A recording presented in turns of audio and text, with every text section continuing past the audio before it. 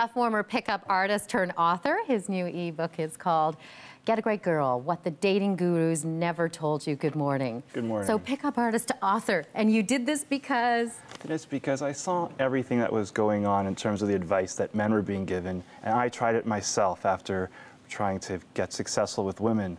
And the worst part of it is it seems at first like it really is going to work because you get some initial attention. But the problem with all those tactics is they destroy the trust. You can't have trust between a man and a woman. It's a very shaky foundation. It's a time bomb. When you do that, and there's just Get a Great Girl, look at your book.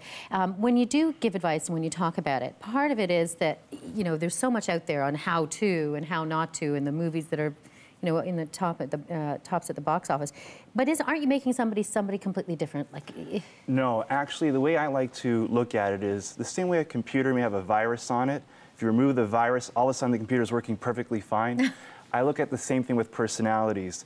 Because of all types of bad conditioning and bad programming that we get from bad advice, it's like a virus on our mind and makes us act in all kinds of ways that we really normally wouldn't act. You take away this bad programming, this bad virus, and boom, a guy gets his charisma back, his personality back, and he doesn't have to use manipulative tactics. How do you do that? Give me some tips on some of the things you talk about in the book when you're talking to people. Sure. Well, one of the big things is, instead of using a pickup line or something like that, one of the big things is to actually learn how to listen properly. And as guys, we don't want to do that. We think, oh, listening, that's kind of like a sissy type of skill. But I actually saw an experiment where two men were just talking to each other, and all they had to do was explain something to the other guy, and the other guy had to repeat it back to him. That's all he had to do. He couldn't even repeat back the opinion of the first guy after 10 tries, because as human beings, we often filter out what doesn't fit into our own perspective. So imagine a man and a woman who are meeting for the first time. Imagine how bad our listening skills are. And then women say, he doesn't listen, and the guys think, oh, women are different. No, women are not different so much as we are the same if we can just improve our listening skills.